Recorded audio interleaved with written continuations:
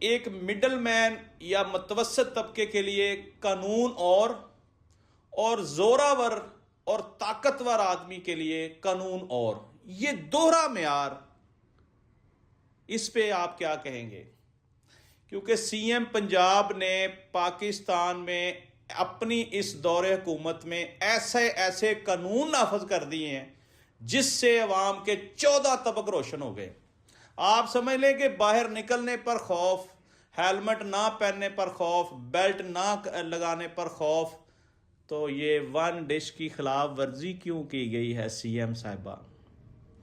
منہ چھوٹا بات بڑی کرنے جا رہا ہوں کہ بھئی میں تو ایک ناچیز ہوں، میں یہ عوام کو بتانا چاہتا ہوں کہ قانون نافذ کرنے والے ادارے، طاقتور لوگ، کیا انہوں نے ون ڈش کی خلاف ورزی ہوتے ہوئے نہیں دیکھی؟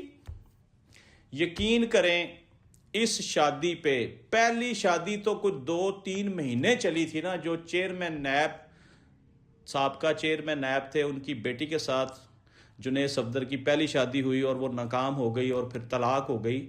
اب یہ جو دوسری شادی ہے یہ روہیل اصغر بڑے مشہور اور دبنگ پولیٹیشین ہیں، ان کی پوتی کے ساتھ ہوئی، شانزے کے ساتھ، شانزے روہیل۔ ناظرین بڑا اچھا خاندان ہے شیخ صاحب کا، اور یہ ہمارا بھی ماشاءاللہ عوان فیملی ہے۔ یہ جنید صفدر جو ہیں عوان قبیلے سے ہیں، اور آپ کو پتہ ہے کیپٹن صفدر کے بیٹے ہیں ماشاءاللہ۔ تو مجھے تو فخر ہے کیونکہ میری قوم کے لوگ ہیں۔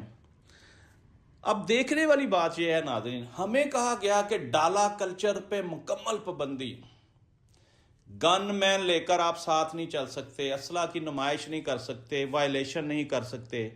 اس مہندی برات ولیمے پہ ہزاروں کی تعداد میں ڈشز دی گئی، چلے سینکڑوں کی تعداد کر لیں۔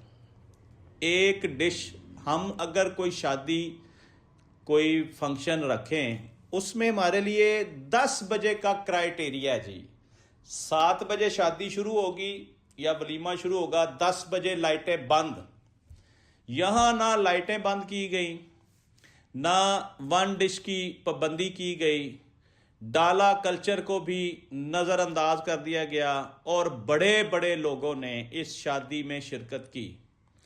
یہاں یہ بات کرنا بڑا ضروری ہے ناظرین کہ شریف خاندان نے مہنگے سے مہنگے ڈریس جو ہیں وہ انڈیا کے ڈریس ڈیزائنروں سے بنوائے۔ پچھلی شادی میں بھی ایسے ہوا، ابھی بھی آپ کو یاد ہوگا کہ سی ایم صاحبہ خود کارڈ بانٹ رہے ہیں، یو اے ای گئیں، اور وہاں انڈیا کے جو بڑے بڑے ہیں ڈریس ڈیزائنر، ان کو بلایا گیا، ان کے ساتھ کوئی معاملات طے کیے گئے۔ یعنی کہ ہمیں اس چیز سے کیا غرض ہے، جہاں سے مرضی بنوائیں۔